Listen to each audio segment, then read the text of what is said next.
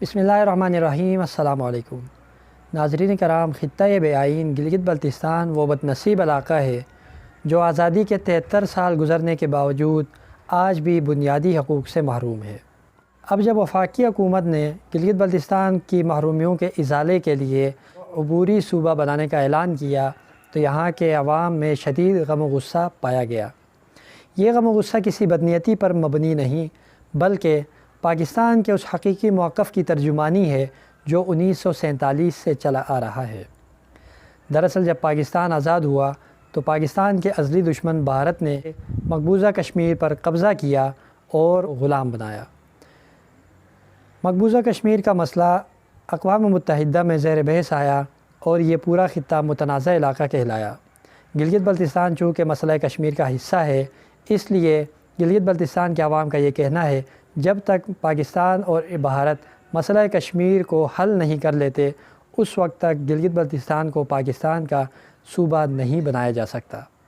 گلگت بلتستان ریاست کشمیر کا حصہ ہے۔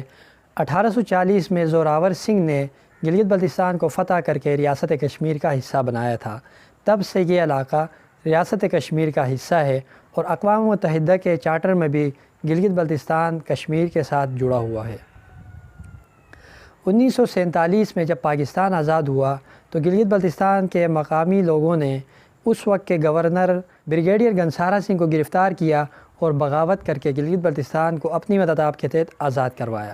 16 جنوری 1948 کو پاکستان کے وزیر خارجہ ظفر اللہ خان نے اقوام متحدہ کے سیکورٹی کونسل کے اجلاس میں تقریر کرتے ہوئے کہا گلگت بلتستان مسئلہ کشمیر کا حصہ ہے۔ یہی نہیں بلکہ پاکستان کے 1973 کے آئین کے دفعہ 257 کے مطابق گلگت بلتستان ریاست کشمیر کا حصہ ہے۔ یہ وہ حقیقت ہے جس کے تحت گلگت بلتستان کے عوام سمجھتے ہیں کہ وہ مسئلہ کشمیر کے ساتھ جڑے ہوئے ہیں۔ مسئلہ کشمیر کے حل کے بغیر گلگت بلتستان کو پاکستان کا صوبہ نہیں بنایا جا سکتا۔ اگر مسئلہ کشمیر کے حل کے بغیر گلگت بلتستان کو پاکستان کا صوبہ بنایا جائے گا تو اس کا مطلب یہ ہوگا کہ 5 اگست 2019 کو بھارت نے مقبوضہ کشمیر کی جو خصوصی حیثیت ختم کر کے ظالمانہ فیصلہ کیا وہ گویا درست تھا۔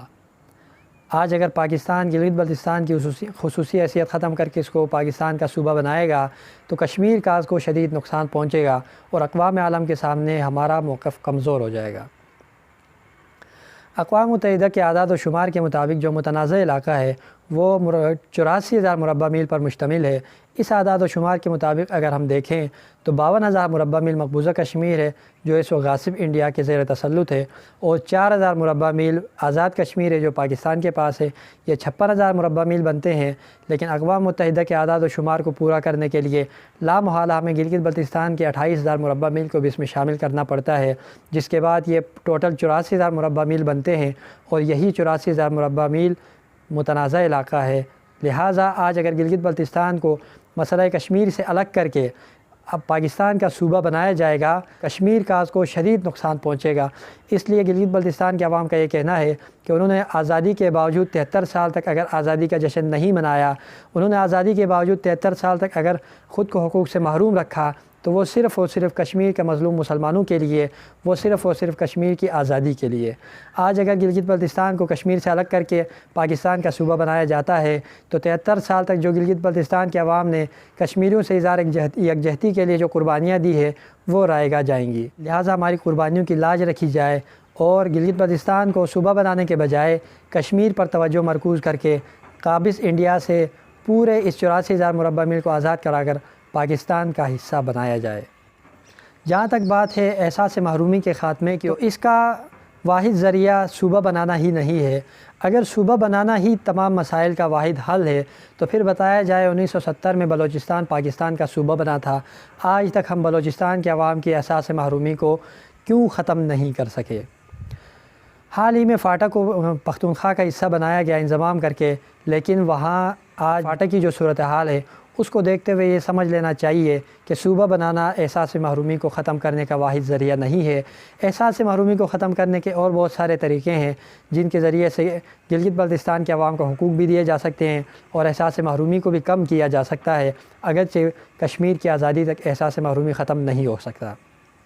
لہٰذا گلگت بلتستان کو تجرباتی صوبہ بنانے کے بجائے کشمیر کاز پر مکمل توجہ مرکوز کر کے اس پورے خطے کو آزاد کرا کر گلگت بلتستان کو حقیقی معنوں میں حقوق دیے جائیں۔